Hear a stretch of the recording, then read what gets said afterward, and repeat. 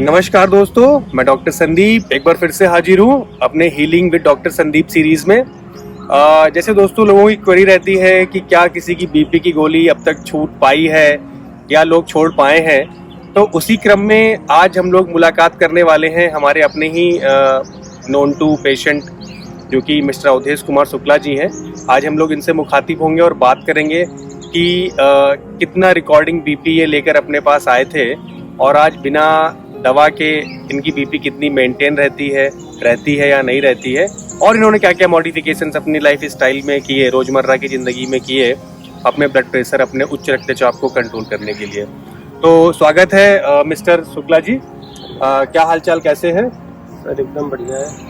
तो आप ये बताएं कि जब आपको ब्लड प्रेशर की बीमारी डायग्नोज हुई, कितने टाइम पहले डायग्नोज हुई और क्या उस समय लक्षण आपको आए थे और कैसे डायग्नोज हुआ था ये? आज के 6 महीने पहले मुझे रात में अचानक से घबराहट और बेचैनी महसूस हुई, तो मैं इमरजेंसी गया और वहाँ पर मेरी बीपी की चार्टिंग हुई जो 190/110 थी। उस समय मैं बहुत घबरा गया और उसी समय मुझे पता चला कि मेरी बीपी बढ़ी आ रही है। और फिर लगातार मैंने 5 से 6 दिन बीपी की चार्टिंग करी, तो उसमें मेरी बीपी 180/95, 170/100 ऐसी बीपी आ रही थी। तब मुझे पता चला कि मुझे बीपी का प्रॉब्लम है। मीन्स आप कॉन्स्टेंटली बीपी आपकी बढ़ी आती चली गई और आपको हाइपरटेंसिव घोषित कर दिया गया। यस। तो उसके बाद क्या क्या मेडिकेशंस आपको प्रिस्क्राइब करी गई और उन मेडिकेशंस का कैसा असर रहा, बताएं आप। उस केस में मुझे मेडिकेशन में दिया गया टेल्मा 40 और रोजावेल एफ, 2 टैबलेट मेरी चली, जिससे कुछ हद तक तो मेरी बीपी कंट्रोल रहती थी। लेकिन मुझे यही दिक्कत होती थी कि जब दवाएं बंद करो तो बीपी फिर से इंक्रीज होने लगती थी। तो उसके बाद फिर आपने क्या किया कि बीपी आपकी कंट्रोल रही है, दवाएं की डोज कैसे कम हुई आपकी, कृपया बताएं हमारे दर्शकों को।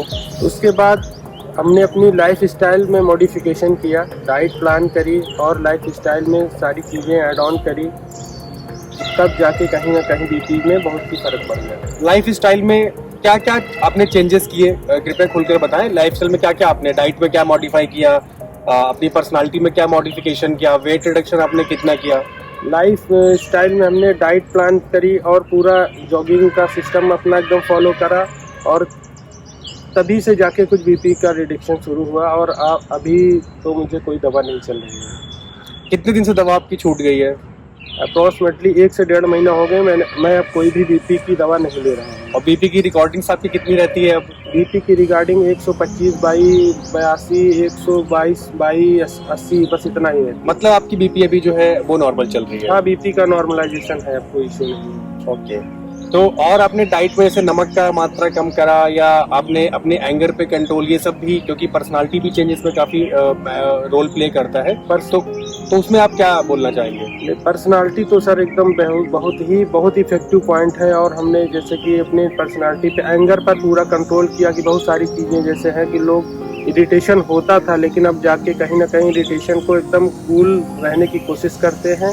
और अपने खान पान में हमने रॉक सॉल्ट को ऐड किया है, जिससे बहुत ही इफेक्टिव रिजल्ट मिले हैं हमें। और कहीं ना कहीं खान पान तो 100% इफेक्टिव है। जी।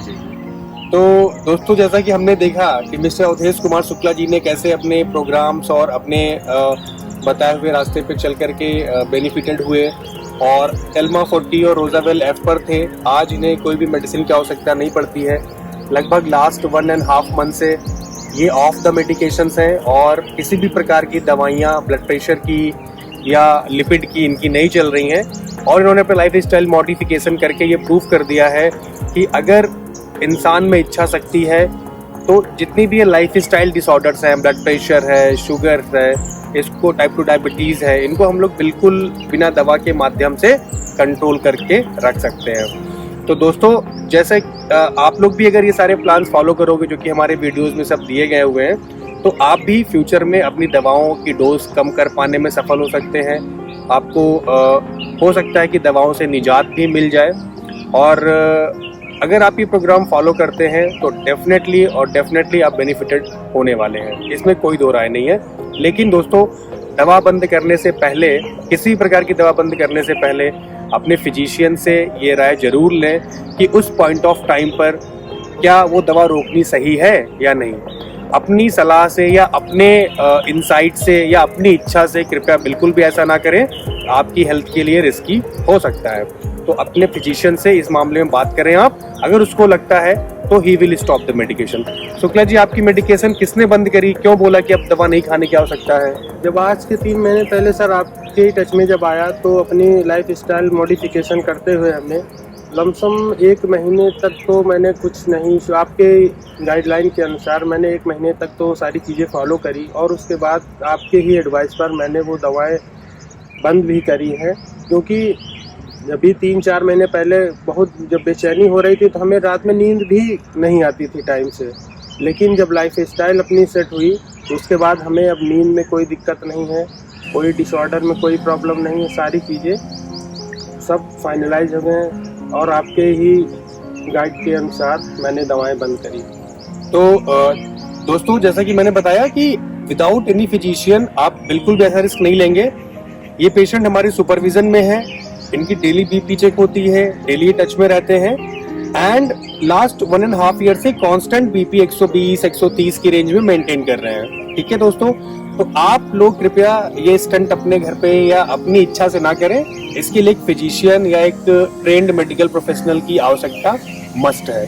उसके बिना आप कृपया बिल्कुल भी दवा रोकने के बारे में ना सोचें। ठीक है दोस्तों, ऐसे ही हम और अपने पेशेंट्स लोग के साथ मुखातिब होते रहेंगे और अच्छी अच्छी जानकारी आपको देते रहेंगे, और जो भी लोग हमारे प्रोग्राम से बेनिफिटेड हुए हैं उनका भी इंटरव्यू हम कंडक्ट करते रहेंगे। जय हिंद, जय भारत।